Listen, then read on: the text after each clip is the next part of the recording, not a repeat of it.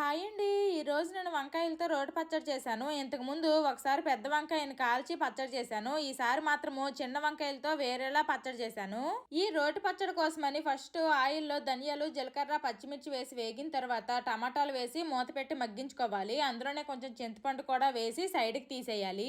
మళ్ళీ అందులోనే ఇంకొంచెం ఆయిల్ వేసి వంకాయ ముక్కలు మెత్తబడినంత వరకు మగ్గించుకొని ఆ తర్వాత కొంచెం కొత్తిమీర కూడా వేసి కలుపుకోవాలి. ఇంకా చల్లగా అయిన తర్వాత రుచికి సరిపడా ఉప్పు వేసుకొని రోట్లో వేసి రుబ్బుకోవడమే.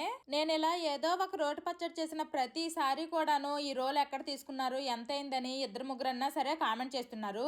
ఈ రోల్ మాకు 1500 పడింది. శ్రీకాకుళం నుండి మేము తీసుకొచ్చాము. శ్రీకాకుళంలో డే అండ్ నైట్ జంక్షన్ నుండి రామలక్ష్మణ్ జంక్షన్ కి వెళ్లే రోడ్ లో రోళ్లు తిరవళ్ళు అమ్మే ఒక షాప్ ఉంటే అక్కడ తీసుకున్నాము. రోటి పచ్చళ్ళు ఎప్పుడు కూడాను మరీ మెత్తటి పేస్ట్ లో రుబ్బుకోకూడదు, కొంచెం కచ్చా పచ్చాగానే రుబ్బుకోవాలి. తర్వాత ఫైనల్ గా పోపు పెట్టేసి వేడి వేడి అన్నంలో కలుపుకొని తిన్నాము. టేస్ట్ అయితే సూపర్ వచ్చింది.